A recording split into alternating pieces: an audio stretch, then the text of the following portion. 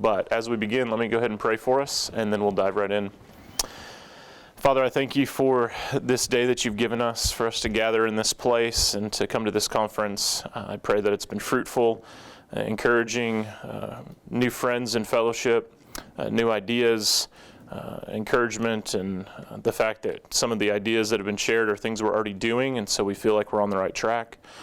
So God, I pray that you continue to bless this conference, the time this late afternoon and tomorrow, that you will help us to walk in faithfulness in the tasks that you've called us to across these various schools and homes, and that you'll bless our families, bless our students, and continue to help us seek your face in all things. And it's in the name of Jesus that we pray. Amen. Well, we're going to be talking about this idea of the conduct of seminars and Harknesses. And this is something that I've really been wrestling with over the last couple of years. Because, and maybe I should actually start this way. I was going to ask you this in a minute. But when I say seminars and Harknesses, are these terms that you're familiar with? How many of you talk about Harknesses at your school? Okay, about 2/3 of you. What about seminars? Like 3 of you, or are you just like, I just raised my hand, I'm not doing it again? Okay, that's fine. So really when we talk about different ways in which we want to do pedagogy, right, the way that we want to teach, one of the great things in classical Christian education is there's a pretty universal affirmation of the idea of the great books, that we want to emphasize the great books, that if we think about our curriculum, it's going to be filled with the great books. When we start talking in the realm of what we're trying to accomplish, the definition of classical Christian education, it gets a little bit shadier.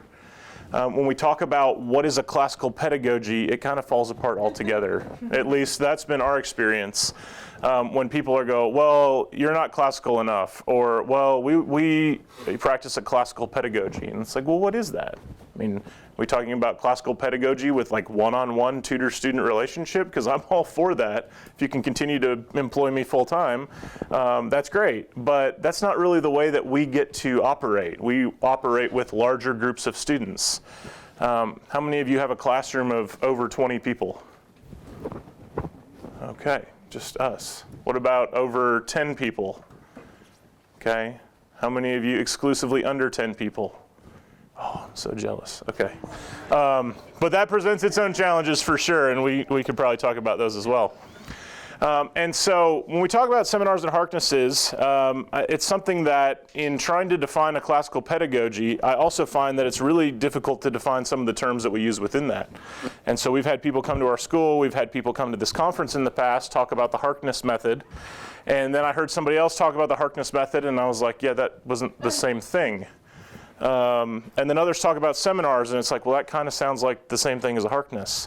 And so I've been really working over the last couple of years to try to get a grasp on how can we, at least in our school, come to some kind of common terminology so that first and foremost our students know what's going on. And I think about that. I don't always think about my students lovingly as I should. I try to, right? Jesus told me to love my neighbor, and that starts with my students.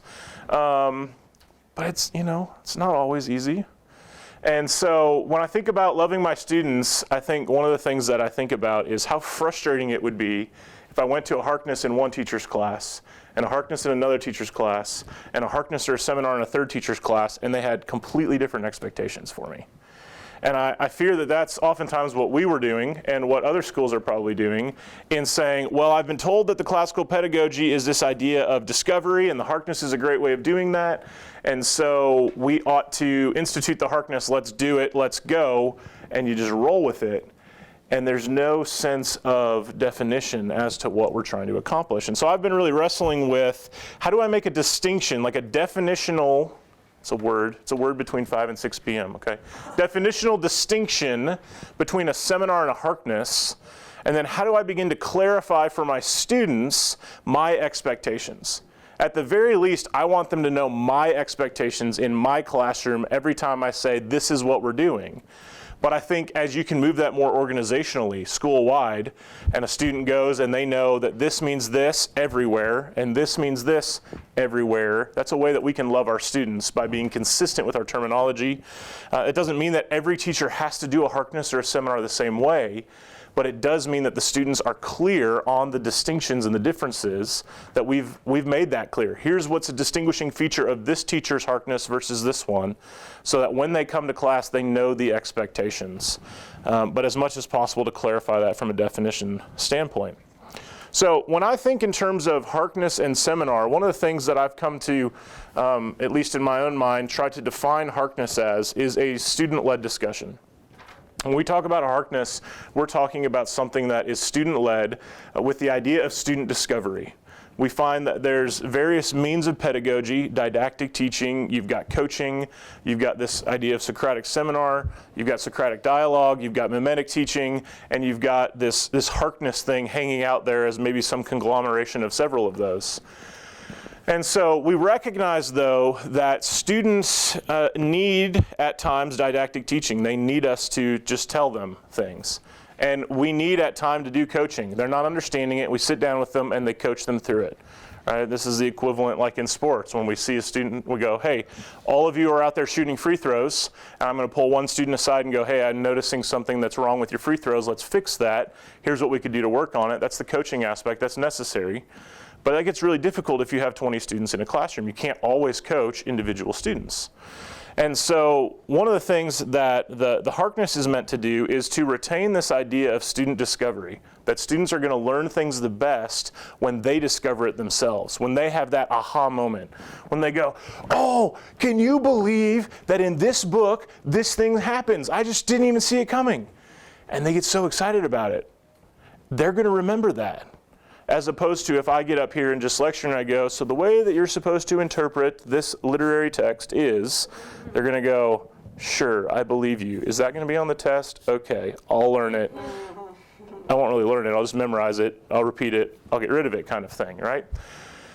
But if they discover it themselves, they get really excited. And so this is one of the great benefits of the Harkness method, is that it's student-led, student discovery, in which they're wrestling with big ideas. And particularly what the Harkness is oftentimes trying to do is apply it to the student's life, or apply it to life more generally. They want to know, what does this mean for my life? Which is really less a meaning of the text question sometimes and more a applicational type thing, a significance. And so the Harkness, as I've come to try to define it, is more student-led, student discovery, and it's wrestling, sure, with big ideas, but it tends a little bit more towards the application of those ideas. The seminar, by contrast, is more faculty-led. This is which a faculty member will guide students into a deeper look at a text, and we'll talk about this a little bit later, but a text that's above their heads. So as soon as we pick maybe a newspaper article that's pretty easily understandable to a third grader, I think we've moved out of the realm of the seminar and into the realm perhaps of the Harkness, just by nature of the fact that the difficulty is not there. But something that's above their head, and the main goal of the seminar then is to elucidate the meaning of the text that's above their heads. Now, I think there are further steps that we'll talk about beyond that where we can begin to apply it, but the seminar is going to be in some ways faculty-led. Now, what gets really difficult within this process, I think, is when we talk about a student-led, student discovery type Harkness, the teacher's still in the room. The teacher is still responsible for teaching the class. And so the question is, what level of involvement should the students expect from the teacher? How much is this teacher going to be involved? And so I've been wrestling with that idea, and I came up with some really formal, special, incredible names. Harkness 1, Harkness 2, Harkness 3, and Harkness 4. Okay, I like numbers, and so that was pretty easy to identify. But the goal here was to look at the various level of teacher involvement, from the first one being kind of a pure student-led discussion up to a more involved teacher that still, in many ways, could be called student-led, and I'll explain that in a second. So if you want to come up with great names for these, I would lovingly accept them. But right now, we'll call them Harkness 1, 2, 3, and 4. So in kind of this first level of the Harkness, in this scenario, a single student is tasked with the role of the teacher, and he or she sets the context for the discussion. The students then bring their own questions and engage in conversation of a text. This is probably typically somewhere between 6 and 10 students involved, and the teacher is basically completely uninvolved. They are not going to speak unless there's a discipline issue, in which case the teacher always needs to be able to step in and address that, or a serious error of truth, right? If the Harkness discussion goes a direction and they start deciding, it's probably cool that Jesus was a created being, we're going to step in and go, no, we stop there, let's correct this. Even if it blows up the whole discussion, we've got to correct serious miscarriages of the truth. But other than that, the teacher is going to sit outside of the discussion, probably taking notes, sometimes, perhaps, maybe not, assessing grades on a student's ability in this, or participation in this Harkness. Almost certainly, in this case, grading the student who's in charge, right, taking the role of the teacher. But in every other way, this is being led by a student and students. A second level, a different way that we sometimes mean Harkness, is the teacher perhaps initiating the Harkness by saying, hey, I'm assigning this reading, and here are the people who are going to be involved in the Harkness today, right? Your name's on the board, or I pull you, from a card or something like that. So the teacher is initiating the Harkness in that way. Here's your reading, we're going to have a Harkness, here's the people involved. The teacher will probably also say, all right, let's go ahead and get started, begin, some kind of initiation there. But then the teacher, again, is not going to speak except in serious issues of error of the truth or discipline again. In this case, the teacher may sit out of the circle. They may sit in the circle just so they can begin it.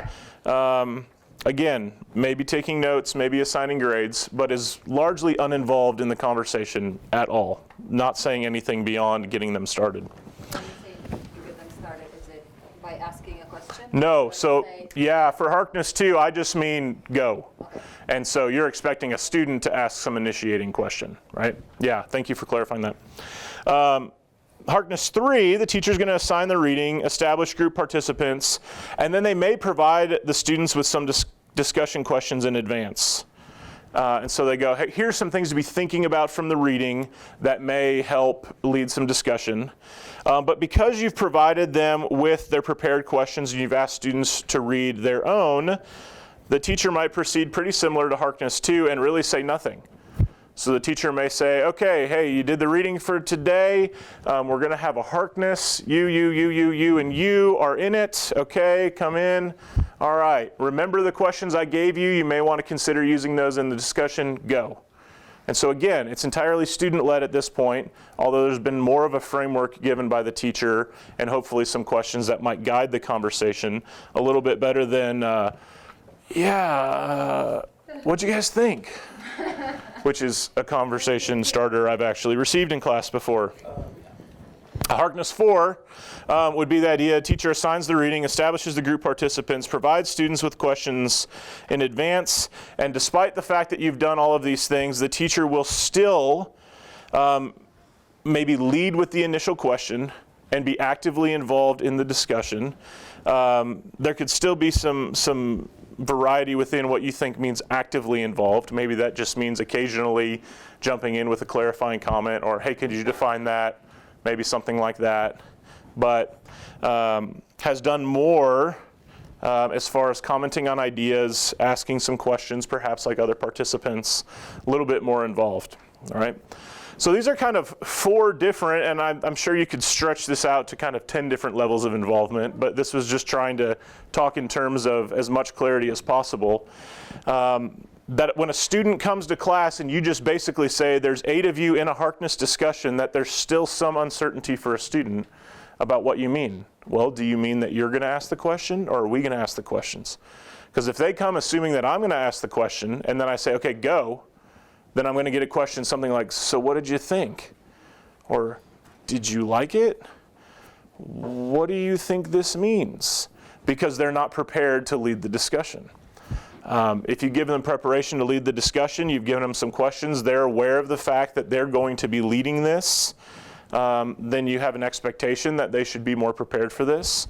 And then there's some more clarity as far as your role as the teacher with the students and loving them well, saying, here's your expectations, this is what you could be looking forward to. Okay, so that's just in a kind of straightforward idea of a Harkness where you go, let's put 8 people in the middle and they're going to talk about the text and try to apply it. There's still, I think, a lot of variety in the way that that ends up looking for teacher involvement. So before I move into some variations that I've tried or some of my colleagues have tried or that I've seen, I want to just kind of pause there and see kind of where your reactions are at this point. Have you observed some of these kinds of things, or do you have some questions about this terminology? Yeah? Well, just looking at your list, there's a sense in which we have to train the student. Yes. Even how to do the Harkness. And so Yeah. in some ways, you can also look at your list as starting from the bottom. Maybe a 7th grader, I'm going to have to sit in that circle with them, and I'm going Yes. to be a participant with them.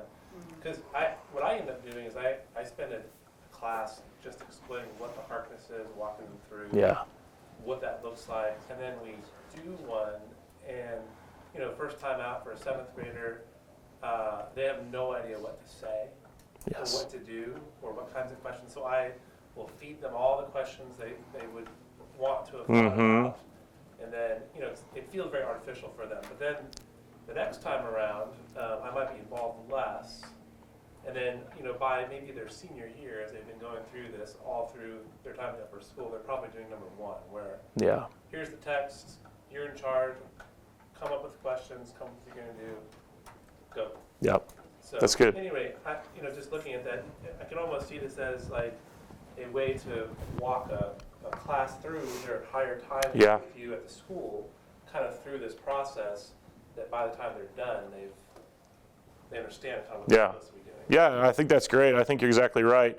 Is if we were to take this Harkness 1 and throw it at 7th graders, we'd have chaos. But again, if you think in terms of the way that we train people in anything, right? Sometimes there's the idea that you just throw a kid in the water and they're going to learn how to swim. But if that's all you've ever done, their form is not going to be like Olympic quality swimming. They're just flailing. They might survive, but the more that you throw them in the water, they're still just going to kind of survive, right? So they're still going to be flailing, even if they get better at flailing and can do it for longer. And so one of my concerns is if we just toss a Harkness 1, using this terminology, at a 7th grader, and it's chaos, and we go, it's okay, it'll get better. I don't think it will. Because if you keep doing a Harkness 1 over and over and over and over again, they're just going to get really good at faking it, but they're not going to get any better at actually knowing what to do because all they've ever seen is chaos. And so I think you're right. If you start with something where the teacher is much more hands-on, maybe even like a level 5 kind of thing, but the teacher is much more hands-on. I've given you all the expectations, the reading, the questions. I'm going to ask the questions. I'm going to guide you. I'm going to maybe ask for the clarifications of definitions. Hey, before you answer, I know you want to talk next. You get to talk next, but could you clarify what you were going to say there? That's training them to ask that question themselves. So if they go, oh, I need to talk next, I'm going to talk next, I know what I'm going to say. The second that they stop talking, I'm going to jump in. They also need to go, hey, I need to pause a little bit. And you go, hey, I have something to say, and I'd like to have the floor after this, but could you please clarify what you said at the end there, because I didn't understand how you were using that term. And make sure everyone understands the term the same, and then go, okay, if I could continue with my idea then. And I think that you're training them how to engage in that conversation, to have civil discourse, decorum, kindness. You're teaching them how to have a conversation. If they could talk like that at the lunch table, that'd be fantastic. And some of them probably do. I don't know. I'm not always in on those great lunch conversations, but I do think you're right that starting with a greater level of teacher involvement and continuing to train them, it's really the same way in some ways that we parent, right? You're far more engaged in, your 2-year-old getting ready for bed. You don't just go, hey, do your bedtime routine. Okay. Right. No, brush your teeth, and you got to do this, and you got to do this. Right? By the time you have a teenager, you're just kind of like, just please go to sleep. You know exactly what to do at this point. It's just a matter of whether you'll do it. But you have to train them in that process. And so that's exactly what I want to encourage us to do, is by distinguishing these levels of the Harkness, I think we can train them towards a greater level of autonomy where they can lead. So thanks for making that comment. That's true. There you go. See, I like this. Oh. Called the training wheels. Training wheels. And like one could be like the motor. Okay. Motorcycle. Dirt bike. Okay. So you guys are going to solve this for me. Tomorrow at breakfast, come find me and tell me what you came up with. Okay, yes. I like that. Okay. So let me tell you some variations as far as some ways that I've played with this, because some of this is going to be troubleshooting, if you will. Right? So those of you who have 8 students in your class, when you come to class, you're like, hey, all 8 of you are in the Harkness. It's just always, right? If you have 25 students in the class, now you have a different problem, right? You have to identify which students are in there. Do you want the same students to always work together so they have some kind of consistency? They learn, hey, I know when this person's going to stop speaking. I know how they need, I know I need to jump in and help them because they're not going to talk as much.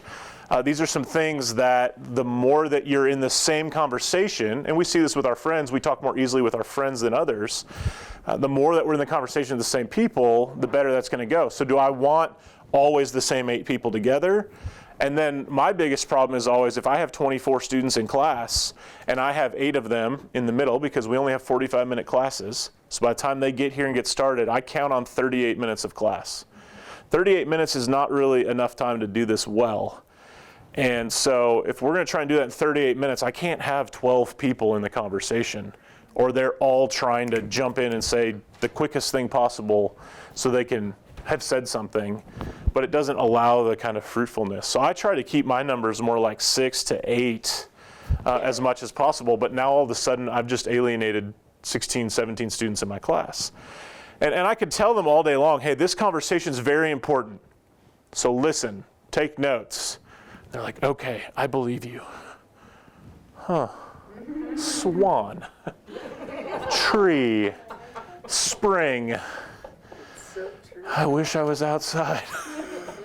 And before you know it, like, there's no engagement from the outside. And so I go, troubleshooting for me looks like, how do I keep 17 other people engaged in this conversation? And so one thing you need to know about me is I am a huge hockey fan. I was born in Minnesota, and so I love hockey. And so one of my favorite things about hockey that's not true of really any other sport is that they substitute people in during the play. Yeah. Right? Football you substitute in, but it's during the dead space between. Baseball you sub in and you like don't get to come back in. It's over for you. And I'm a huge baseball fan too. But it's one of those things that like you have to make the decision, because if this guy goes in for that guy's done. But in hockey, it's just like constantly in and out, 45 seconds, and they're jumping over the boards and they're coming. I mean, it's just craziness. But it flows smoothly because they know what they're doing. And so I've instituted in my classes something that I call the Hockey Harkness. And I love the Hockey Harkness. I invented it seriously 2 months ago. And I thought, let's try this out. I tell my students all the time, I'm in year 8, I should have this figured out. I don't, so you're going to be my guinea pigs. They're like, we were your guinea pigs last year. I was like, yeah, and you will be till you graduate. And it's just going to keep rolling. I have a 4th grade son. I have a 6th grade and 8th grade daughter. But I have a 4th grade son, and I figure by the time he's a senior, I'll still be inventing new things that he gets to be the guinea pig for. So I don't think that ever ends. Right? We want to constantly be better teachers, and so I think that means trying new things and realizing that was a fail. You're the only class that will ever have to endure that. Okay? The Hockey Harkness is not one of those. I share the Hockey Harkness with you because it's been a magical addition to class. So the Hockey Harkness is the idea that I'm going to have a group of students in the middle, but then everybody on the outside is on the team. And they have an opportunity to actually transition in. And it's not one of those where I go, okay, let's stop and get new people in here, right? This is not a basketball timeout, dead ball substitution. This is a hockey substitution. And so right in the middle of the conversation, I'm like, hey, can I get in for you? And the conversation's still going on, and I'm subbing in for somebody else. They get to make that call themselves. Yeah, the student does. Now, here's what I've done so there's not complete chaos, is I actually have teams, if you will. So our school has a house system. We have 5 houses. And so what I do is I might say, okay, I want 5 people in the center, 1 from each house. And then sometimes what I'll do, because I don't quite want 10, I might say, and 3 other people could join if I want to get up to 8 people. But sometimes I'll just start with 5. And I'll go 1 from each house, and I'll say, okay, you can only substitute in for your own house. Well, in a class of, let's say most of my classes are 22, 23 students, then you're going to have 4 or 5 people in your house. which means there are 4 or 5 people that are going to rotate in over the course of the conversation. And it's worked pretty fluidly where they just kind of make eye contact and go, and they'll come in and the other person will go out and the conversation is still going on and that person jumps in. Do you have a requirement that the person who is going out will have to have talk before they leave? So I've not made that requirement yet. I've not made the requirement that they have to talk before they leave. And I did that just kind of experimentally for the idea that if you get somebody in there and they just kind of, this conversation just went up to another level and it's over my head. And to be perfectly honest, I think my students would agree that there are some conversations that just reach a level that they go, I'm not intellectually capable of that. And so sometimes they go, for the sake of this conversation, it's better for me not to talk. And so I actually have Or not to go in? Well, so that's the trick at this point is, let me kind of talk about both those aspects. If a student is in there and the conversation's going and they're just like, whew, this went a direction I was not ready for, right? I mean, that happens. It just went a direction I was not ready for. I really read the text well, but like that part was confusing to me. And they're beyond the level of asking questions about meaning. They know it and they're going and it's like, shh. And someone in my house is over there like, let me in. Because they have something really valuable to contribute. I'm just like, bring them in, right? Like your shift, just nothing happened. And bring them out. But here's the thing. Because it's like hockey, they could come right back in 5 minutes later. And they go, I just got shell-shocked in the middle of that. I didn't know what to say. That conversation is past. We've now moved into a topic I'm more comfortable with. And they come back in. Now, the trick with this is because I have such a short class, there are days that it's just going well and people are engaged and some people don't get in. Sometimes it's because they want to hide. Sometimes they just can't get in because the conversation's been flowing and it wasn't the right time to jump in. And so the trick with that is I have, at least up to this point, never graded a specific Hockey Harkness. I've never said, here's your grade for class today, simply because I recognize that there will be times that people are in and out more or less.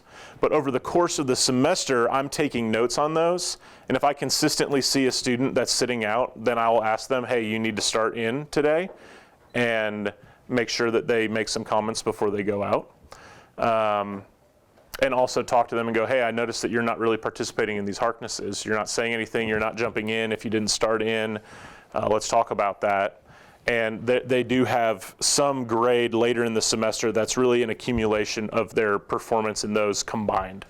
So it's really kind of an average. And so when you start thinking about how do I grade these things, I find it more effective to take notes and look at the whole of it and say, okay, your grade is an 87 for the semester, not, well, you got a 60 on this and an 82 on this and a 90 on this and a 50 on this.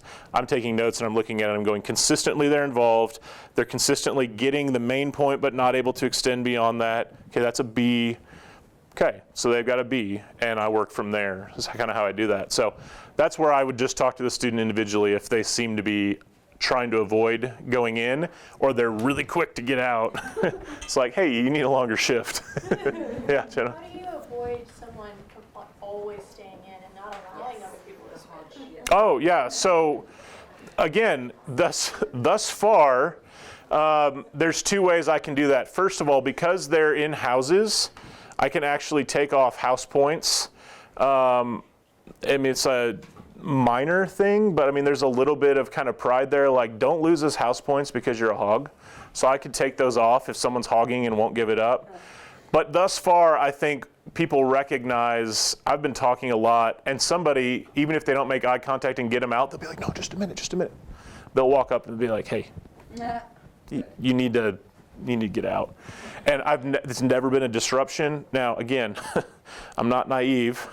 I recognize at some point in doing the Hockey Harkness, there's going to be one of those confrontational moments where 2 people in the same house both think they've got the best comment ever, and they're just like chesting up to each other, probably guys, because that's what they do. Be like, no, I'm not going out, and then I'm going to have to separate them and deal with it later and tell them, listen, I know it's a Hockey Harkness, but we aren't going to fight like in hockey, right? Drop the gloves, just go at it. Not doing that. Yeah, see, that's right. Okay, we don't need any of that kind of thing. What ages are you doing this with? So I'm doing this with, at this point, sophomores through seniors. I've done that with. So, yes. Oh, sorry. Did you have? I'm sorry, I can't see behind me. Yeah, no, that's right. They probably had their hand raised. Okay, I'll call on her, and then if you want to follow up in a second, we can do that. Yes?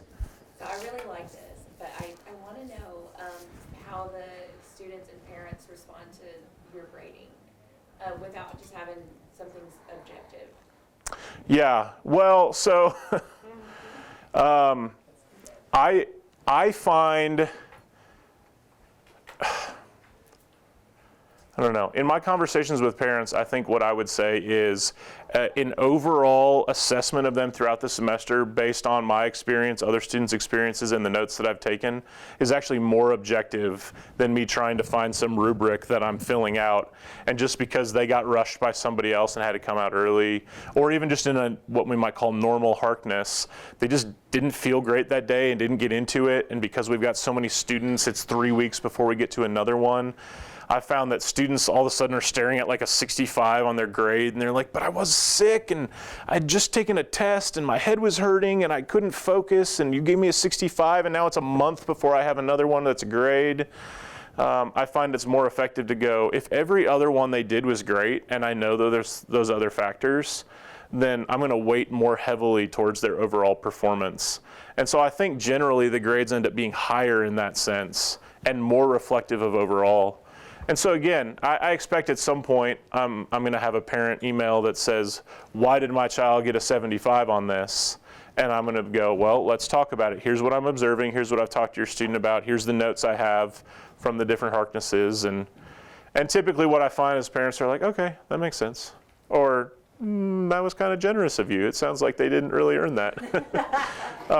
Every once in a while, you know, there's kind of like, well, I think my student's better than that. And I go, well, I think they're better than that too. They just didn't demonstrate it. Because I have a high opinion of my students. I think they can do more than they show me. And, you know, the reality is I could probably do more than I show them. And we're all trying to do our best, but there are days that I feel like all of us can go, I just didn't really do that. And so if a student happens to have, you know, an exam that day, it seems like they're just kind of stuck with that. If they have a Harkness that day, I don't like sticking them with it that way. I just kind of tend to spread that out over time.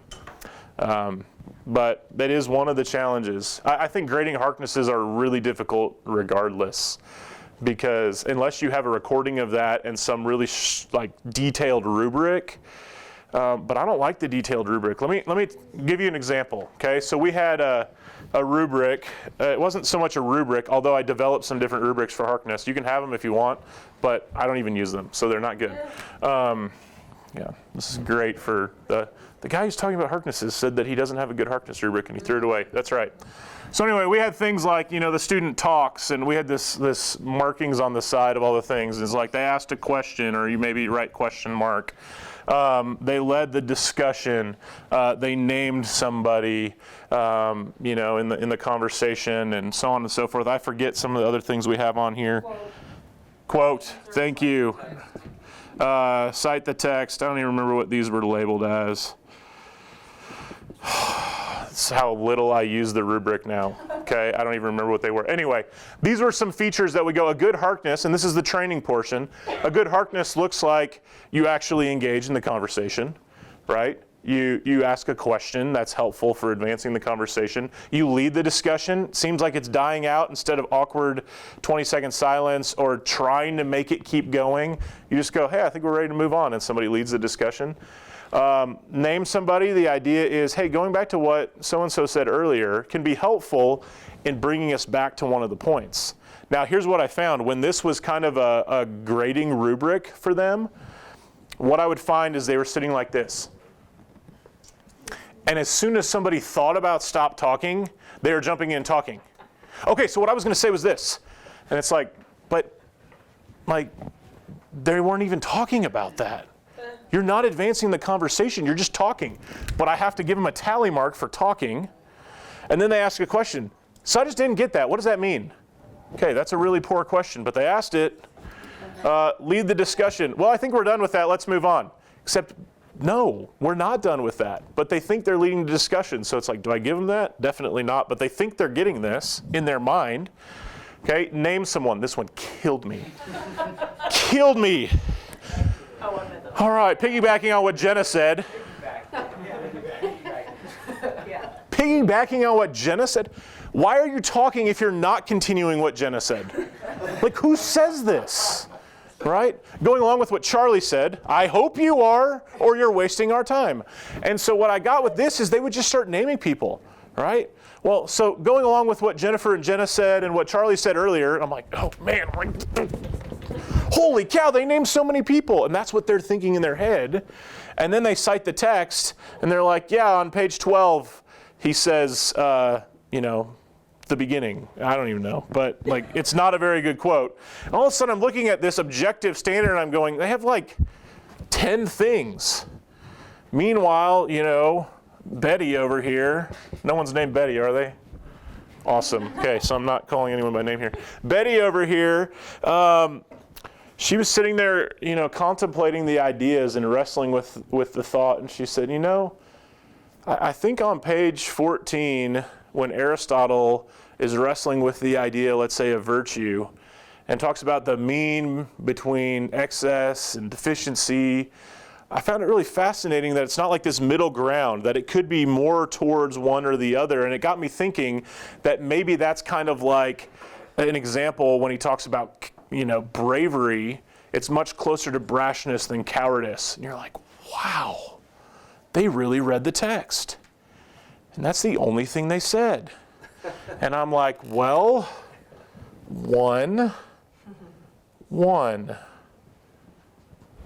2.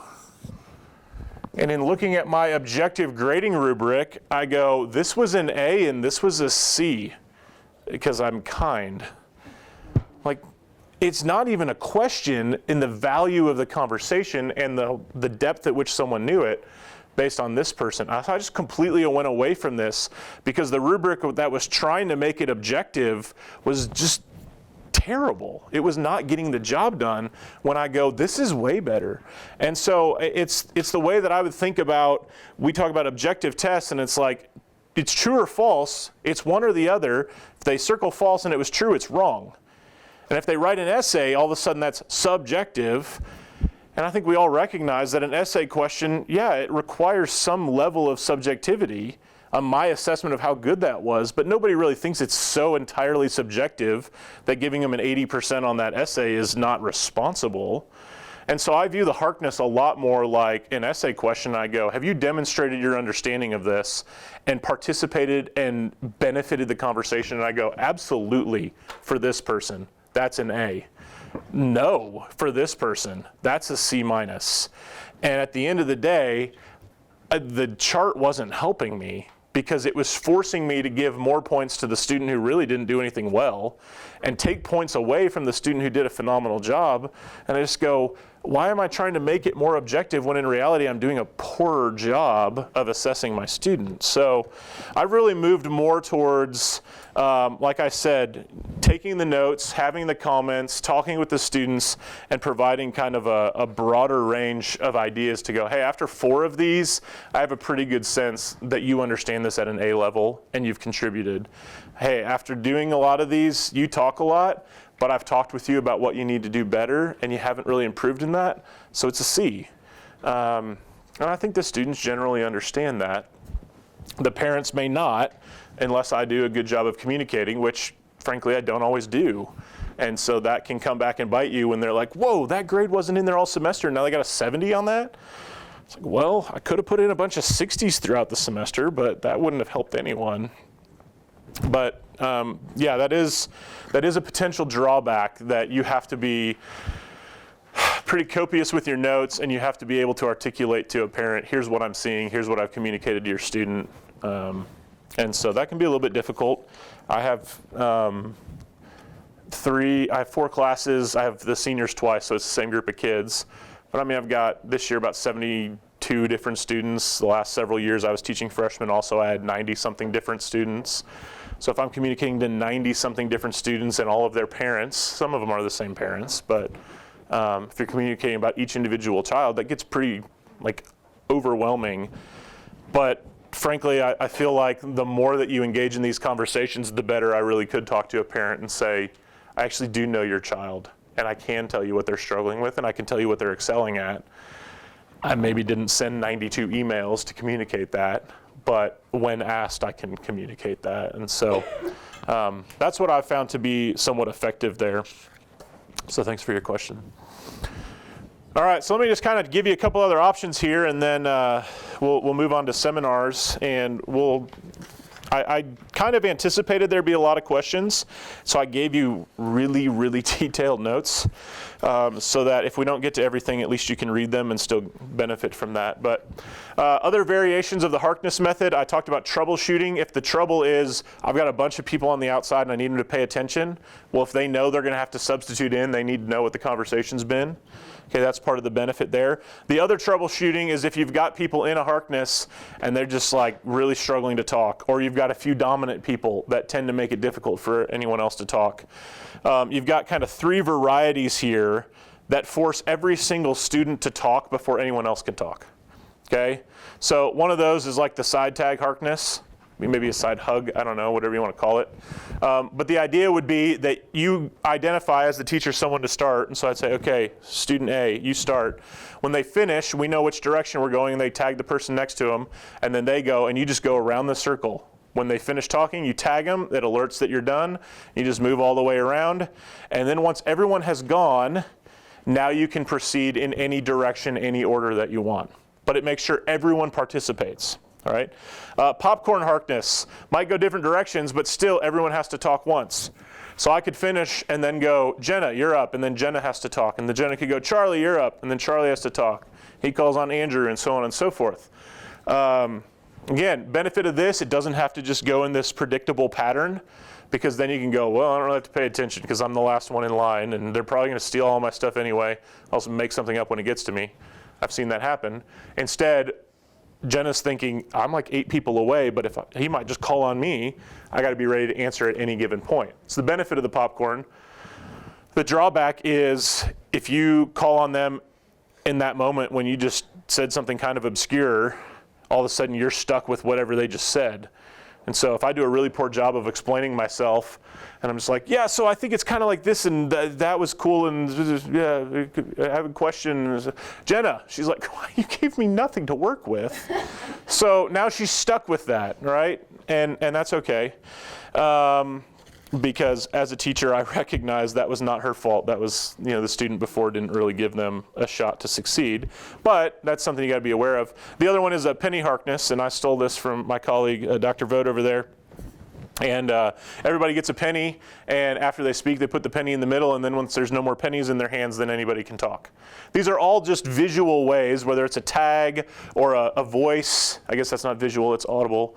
But or the penny, that you recognize, hey, I remember them saying something, I see they don't have a penny, they've been tagged, now I know we can all talk. All right, so there's some benefits of that. It gets everyone involved.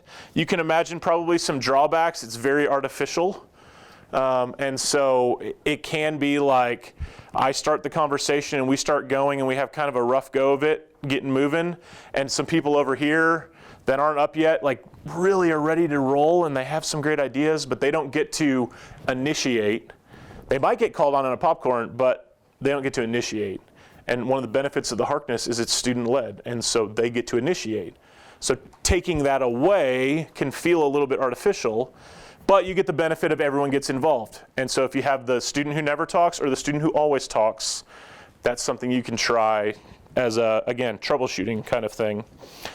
Third troubleshooting, if you want everybody that day to be talking about it and you want them to talk about it for a long time. So if you go, I want all 45 minutes of this to be good conversation. I know if I do something like Hockey Harkness, they're all kind of engaged, but they're only talking while they're in there. I want everyone to be talking, but big group isn't going to work, so you split them up into smaller groups. We might call it small group discussions. Of course, the challenge with that is as soon as you break them up into small groups and I'm over here with you, they're like talking about whatever they want to talk about. And so you do have to set some parameters. You do have to maybe give a little bit more direction. You do have to be moving across the room to where at any moment you might walk up on that conversation. And they're like, and when they get silent, you know what that is as a teacher. What were you doing that you shouldn't have been doing? Or what were you not doing that you should have been doing? Because when they get silent, all of a sudden it's pretty clear that they weren't doing the right thing. But if you walk up on that and they're having a fantastic conversation, I might hang around to listen for a bit, minute or two, I might even jump in and say something like, hey, I love what you said there. Have you considered this? And then it's kind of just like dropping a grenade or a time bomb. It's like, you guys defuse that, I'm going over here. And that's kind of the idea, is just kind of like, hey, have you considered this? See ya. And you just leave them to unravel it. And then you come back a couple minutes later and you go, what'd you come up with that? And it's a great way, as long as you're moving across the room, for them to know at any point he might join us, so we better take this seriously. And so we might call that small group discussions. I give credit in the footnote here, off-brand Harkness, Abby Vogt. I walked in her room just last week and I said, what is OBH? And they said, oh, off-brand Harkness. And I'd heard that term before, but I didn't connect it with OBH. And so off-brand Harkness, if I'm understanding it correctly, is that similar kind of idea, where everyone's engaged in the conversation, but in smaller groups where everyone can be involved, and then you're moving back and forth and kind of listening to the conversations. So, all right, any questions on the Harknesses there? Yeah, in that off-brand Harkness, is that something that they know about ahead of time and they're coming with stuff maybe they're prepared to say? Yeah, that can be a both and. So I know that Abby last week had that on the board, so you can look back at my board. I've got some assignments up there that they were working on. So she would write on there, tomorrow you can be prepared for off-brand Harkness. They know they should be bringing questions. Other things that I've done, if I go, I really think that's what we need to do today, but I didn't give them enough warning. When they come to class, I'll go, hey, for the first 5 minutes, I want you to write down 2 questions about this text, and I want you to make them really good. And then I'll say, okay, now we're going to do a Harkness or small group Harkness or something like that. And so as long as I give them the time, what I never want to do is go, hey, I didn't prepare you at all for this. I'm just going to spring it on you and go. Right? I always want them to ask the questions. And so if I haven't prepared them to do that, then I'll give them 5 minutes to start working on that. Which, to be perfectly honest, if you want to write incredibly good questions, it takes more than 5 minutes.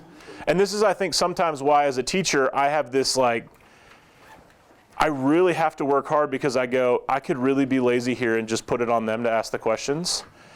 But if the reason is because I know how hard it is to ask a good question of this text, and I don't want to put the time in, that's never a good reason for me to do a Harkness, right? Man, it's too hard for me to ask a question. I'll make a high school kid do it. Okay. Can I ask you one more question about assessment? Yes. Have you ever had them, and I'm thinking about that off-brand Harkness, have you ever had students give feedback on their peers? Yes. I've also had them grade each other. Right. Which I think I actually mentioned that. I don't remember if I mentioned that in here or not. I don't know. Anyway, my students 1 year called it Hunger Games grading. And so what they did is they gave presentations over something. And I had house system in my class for 1 year before our school had it. And so I had done something like that, and I said, okay. And I also do it on silent conversations, where you ask a question on a giant sheet of paper that's the size of a couple of tables, and then they have to each respond to that question and then respond to each other in writing. It's basically a silent Harkness, right? So I can show you what that looks like if you want. Anyway, and so what I've done is I've read through that. Instead of me grading each individual, well, I actually do grade each individual person. So I might do something like this, where I go, okay, that person had a 92, this person had an 84, this person had a 78, this person had an 80, so on and so forth. I'll add it all together, I'll divide it by the number of people, and then I'll say, okay, your house, your group, 86%, which for the 4 of you is going to mean that you have 344 points. And now you need to assign them. And they're like, what? It's like, yeah. Because what I do is I go, grade your peers, and they're like, oh, yeah. Mm-hmm, yeah. Yeah. Oh, who got the 98? I did. Yeah, everyone else did a great job, though. Yeah. What?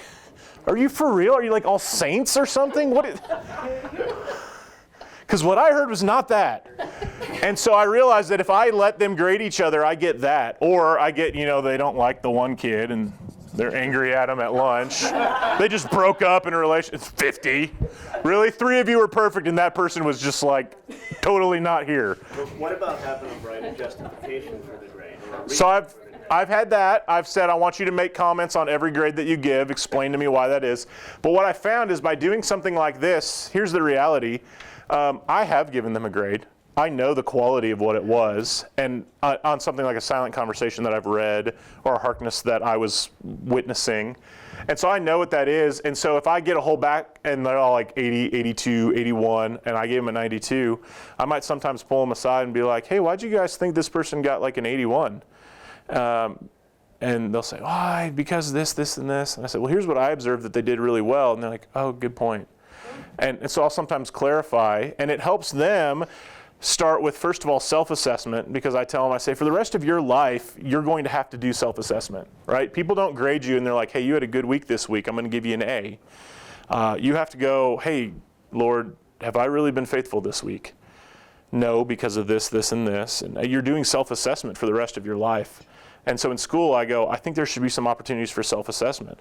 I also go, you're called to love your brother and sister in Christ, and that means calling them to account when they're in sin, right? If they're caught in any temptation, you who are spiritual, go and restore them in a spirit of gentleness. So I go, you need to do that.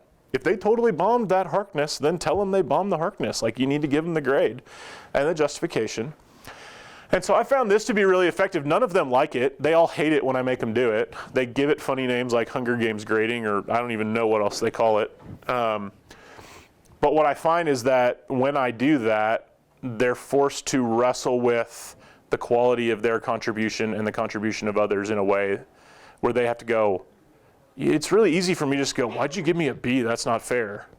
And it's a lot easier when all of a sudden they have to go, if I think about my contribution in comparison to that other person's contribution, I really don't deserve any better than a B. And so I find that some of my students are incredibly hard on themselves. Some of my students have incredibly high opinion of themselves. About 80% of them get really close, within a few percentage points. And I find it pretty fascinating. So sometimes I'll use that. And so then what I can do in like an off-brand Harkness kind of situation is I'll go, hey, as I was kind of hopping around the depth of that conversation, I'm going to give it an 88. I'm going to give it a 92, which is somewhat arbitrary. And I'm not going to leave it as like 50% of their final grade. It's a very, very small percentage. But there's some accountability there for them. And I go, based on what I did here, this is where I'm going to put you. And then I get back from them a whole lot of data that I didn't know about when I was over here. And they're telling me every single one of them said this person was a 78. So I didn't hear that when I was there, but I'm getting a lot of data from them saying this person was kind of a slacker or didn't get it. Now I can have a meeting with that student and I can say, hey, what'd you think about that text? Are you doing okay with that? Did you understand it? No, not really. How do you think that conversation went? I didn't do a very good job. Well, they've already told me that. They gave themselves a 70, let's say. So I know they didn't think they did very well. Their group didn't think they did well. I go, well, how can I help you understand the text better?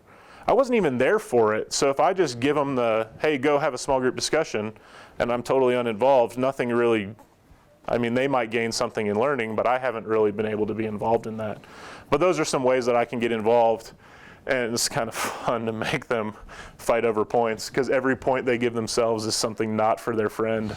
And it's a little sick, but I like it. So anyway, I saw a hand back here. I'm sorry. Was that you? Sorry, I had just a quick question about the penny Harkness. What do you do if there is a student who just didn't read, isn't prepared, but you're requiring everybody to post? Great question. So I don't always remember to do this, but if I have a student who has not read, then what I would ask them to do would be to leave class and complete the reading before they come back. Now, if you have nowhere to send them, and they have to stay in your class, then I'd probably, like in this room, I'd just go sit in the corner with your book and try to read it. But you do have those students who will go, I'm not going to read, I'm just going to listen to the conversation, and they're bright enough that they can learn enough from that to kind of, fake their way through the tests. They just don't really benefit from it, and they're leeching off other people, and that's not loving their neighbor. So I just go, listen, if that's the approach you're trying to take, you're not loving your neighbor. If you're doing that just because you were just overwhelmed and you just didn't have a chance to do the reading, then I'm giving you time to do the reading. You're not going to get credit for this, but I'm going to give you time. Sometimes I forget, and they're in it, and I'm just like, I blew that. It's clear to everyone that they didn't read, and they're making it up. And so if I had a student then with the penny Harkness who just refused to talk because they didn't read, usually my non-readers are the first one to jump in because they get to dictate the terms of what they say. right? So note to my couple of students in here, if you don't read, the easiest way to get involved is to start, because you could just like open the page and find something and then say something and go, I'm out, I did something.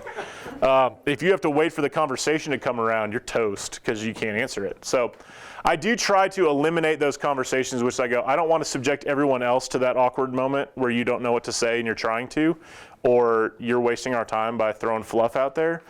That's not loving their neighbor. And so I just go, we're not even going to go there. If you didn't do the reading, don't be in this conversation. So our building is such that I could usually send them down to the end of the hall where our counselor's office is and have them read in there, or have them read in the front chairs, or something like that. So, but your school may not allow that. It may be they're in your room and they're in your room, in which case maybe you can just set a chair off to the side for them to read. Or just don't have them in the conversation and then talk to the parents afterwards and tell them what was going on. So, all right, whew, 3 minutes left. Holy cow, you guys are awesome. Okay, well let me give you this. I actually have the most stuff on the seminar, which is ironic because we have no time. But let me just kind of give you a quick synopsis here, right? So Socratic seminars are conversations conducted in an orderly manner by a teacher who acts as a leader or moderator of the discussion. I told you the goal of the seminar is to bring out and clarify ideas and issues that are raised by something that has been read, or maybe you could say otherwise jointly experienced by the leader and the students. Maybe go to an art exhibit. You want to talk about, what you saw in that art exhibit of, Impressionism or something like that.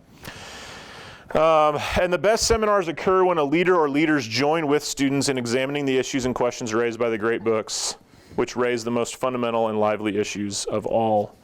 And so when you think about things to be read, you want to pick things that are above students' head.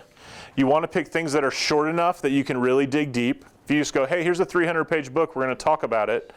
It's so hard to try to engage in that, right? That might be something that at the end of reading a 300-page book, you could do a Harkness, and you've been wrestling with the meaning throughout, and now you can maybe broader implications do the application. But if you want to dig really deep, you can't go, hey, we're talking about 65 pages today.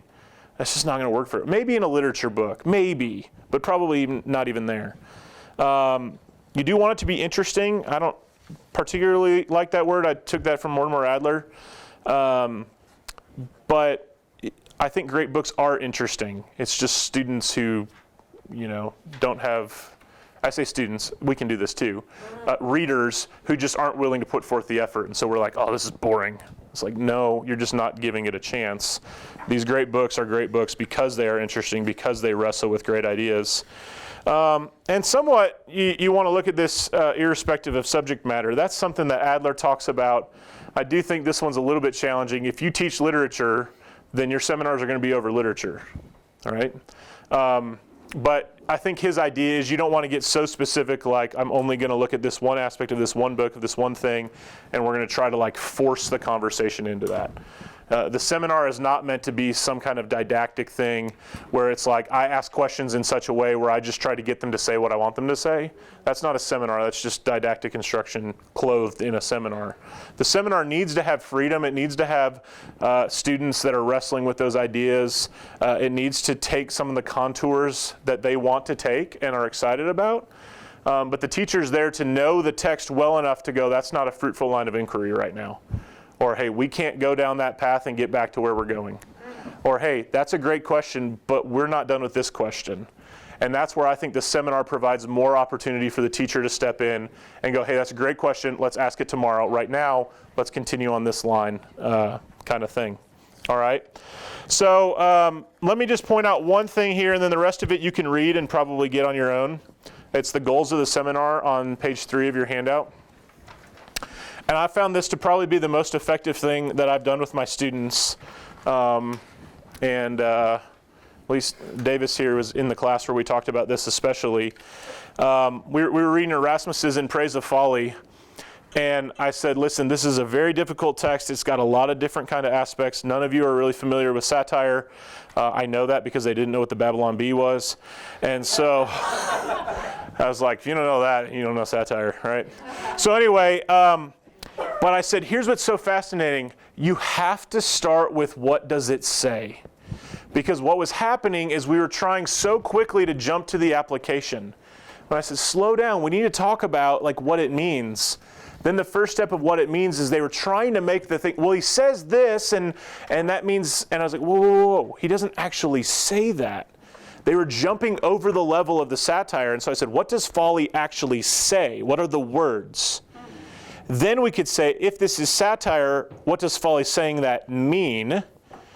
And then from there, we could move on to some other things, and I thought, I need to explain this to them, because intuitively, I think that way, because I've been trained to do seminars that way. But I haven't trained my students in that, so they wouldn't know that. So I said, here's what we need to do. The first thing you need to do, what does it say? And that's really the task in some ways of summarization. Did you understand what it actually said? Then you need to say, what does it mean? That's the task of interpretation. And then we ask, is it true? That's the task of analysis. All right? So this is what it says. This is what it means. But it's not true. That's false, right? And there's some things like that, even in the great books that we're going to read, we're going to go, that's just false. Okay, so we need to do the task of analysis. Only then do we ask, what should we do? What's the application? And so if you want to take anything from seminars, I would highlight those 4. And I'd just say, if you want to be effective in a seminar, make sure your students work through this progress. Make sure they tell you what it says. And there's some things down below, different kinds of seminars for different kinds of books. For imaginative literature, make them tell the story. And until everybody agrees that that's what happened in the story, you haven't done what it says. Okay? And in expository literature, make sure everybody understands this was what the author said. Okay? Once you get a good summarization, everyone's in agreement on that, now you can move on and ask, what does it mean? And then you can ask, is it true? Then you can say, what should we do about that? If you can work your students through that progression of 4 things, it doesn't really matter where they go in the great book. Let them go where they want to go. Let them explore, right? You know where the path is. I talk about rabbit trails.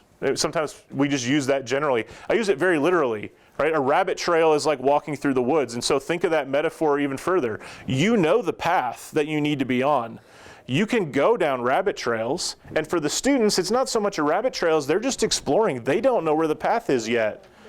So you let them explore, and at times you know it so well that you go, I need to nudge them back this way towards the path. You're not dictating the terms of this, but you are helping them eventually get back to the path, and they go, oh, I found it. You're like, yes, you did. You don't want to be patronizing about it, but all along you're like, I knew you'd find it, and you wouldn't have found it alone. But here's the reality. I wouldn't have found it alone. You wouldn't have found it alone, right? All of us have been taught by somebody else how to read.